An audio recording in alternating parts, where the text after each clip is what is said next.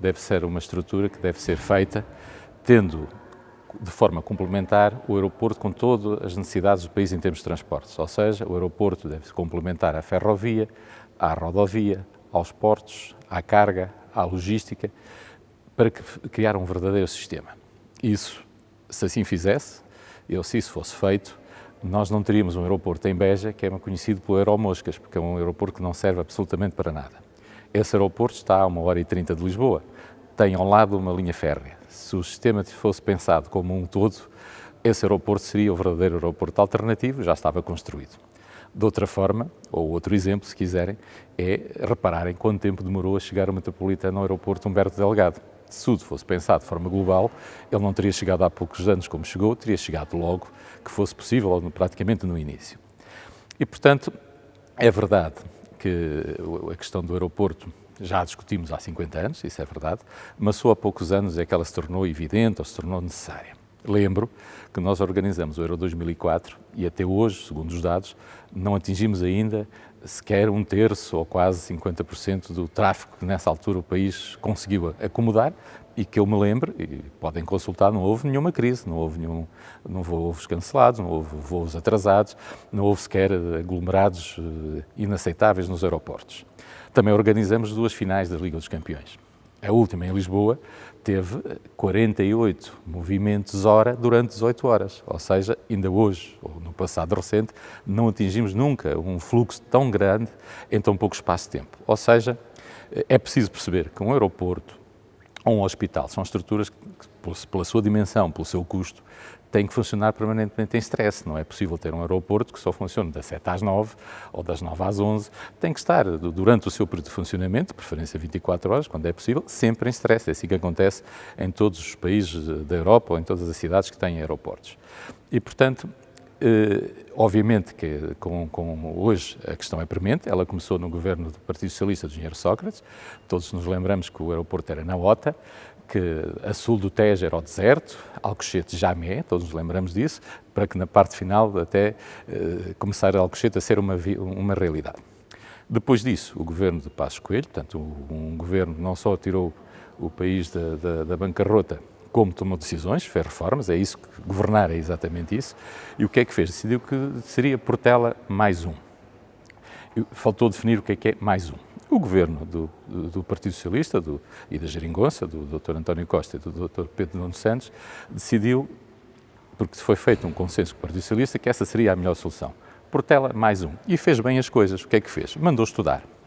A NAV, a nossa empresa de navegação aérea, fez um estudo, o regulador fez um estudo, o Eurocontrol, que é a agência europeia que tutela todo o que é a aviação civil, comercial e todo o espaço aéreo, fez um estudo, o estudo é público, é o estudo feito pela Roland Berger, e chegou à conclusão que o Montijo era a melhor alternativa em relação a todas as outras, Figo Maduro, a todas as outras possibilidades que estavam em cima da mesa.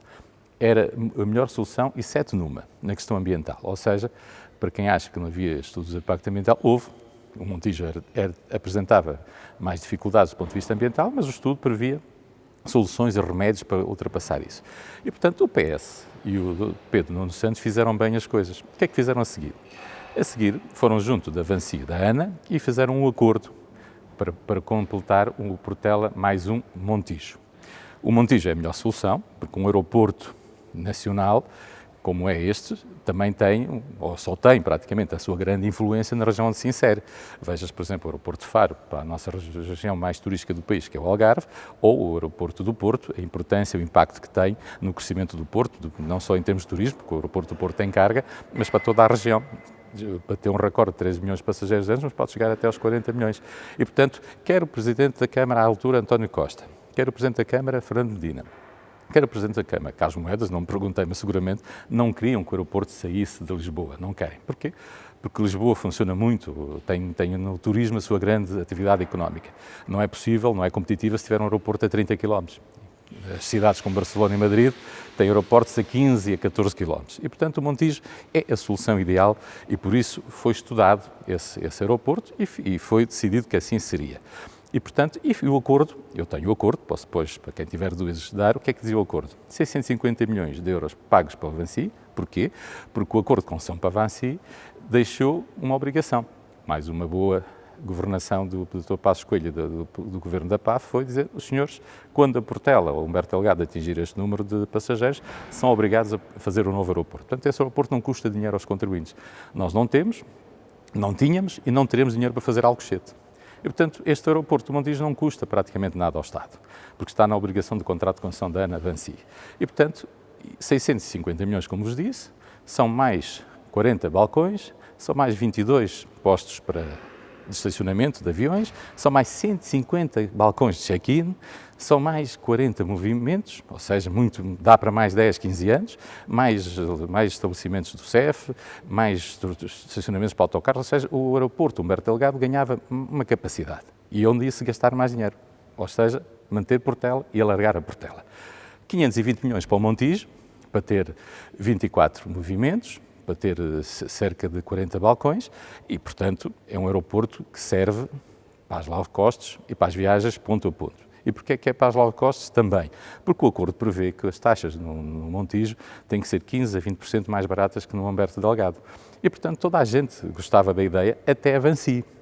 Para quem não sabe, a Vansi, ou a ANA, é a maior acionista da Lusoponte, dono das duas pontes sobre o Tejo. Como este aeroporto obrigaria a uma nova ponte, obviamente que a Vansi tem interesse também nessa matéria. Por outro lado, havia 160 milhões para dinamizar a Força Aérea e para fazer acessibilidades do Montijo até Lisboa. Um comboio na Ponte Vasco da Gama, melhorar o cais fluvial do Seixalinho e do Cais de Sodré.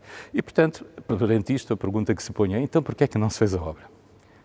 A obra só não está já em curso, só não temos já máquinas no terreno, porque uma lei estúpida do governo Sócrates deu às câmaras municipais poder de veto.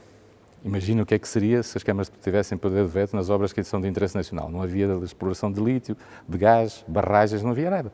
E, portanto, o Partido Socialista não tinha maioria. Quando quis alterar, o Partido Social Democrata não deu essa cobertura, veio pedir uma avaliação estratégica ambiental, como eu já disse, ela já foi feita e foi positiva e, portanto, o Governo não conseguiu ultrapassar. Até porque a Câmara era comunista do Alcochete e o Partido Comunista não daria nunca acordo, o Bloco de Esquerda odeia empresários e iniciativa privada não daria acordo e, portanto, posto nos dias de hoje, só a incompetência política, só a cobardia política ou o interesse partidário, porque aqui Pedro Nuno Santos foi mais dirigente partidário que governante, pensou mais no seu lugar de líder partidário, de governante, porque a Câmara de Alcochete é do Partido Socialista e, obviamente, a solução melhor para ele e para o seu partido é dizer que vai fazer Humberto Delgado, fazer o Montijo e lá para 2035 fazer o Alcochete, quando o Presidente da Câmara já não é o mesmo e quando eventualmente ele próprio já não é Ministro. E, portanto, hoje, com a maioria absoluta, basta que o Partido Socialista revogue a lei que dá o veto às câmaras, faça o acordo ou mantenha o acordo que tem com a Vansi, faça e aceite os estudos que já fez e comece a obra, porque é uma obra importante para o país e nós não podemos tolerar que, mais uma vez, voltamos à discussão ao início e possamos todos ser enganados com factos que não são verdadeiros, com estudos que já não vão acrescentar mais nada, porque a decisão foi pensada em vários governos, foi estudada, foi acordada e só falta fazer.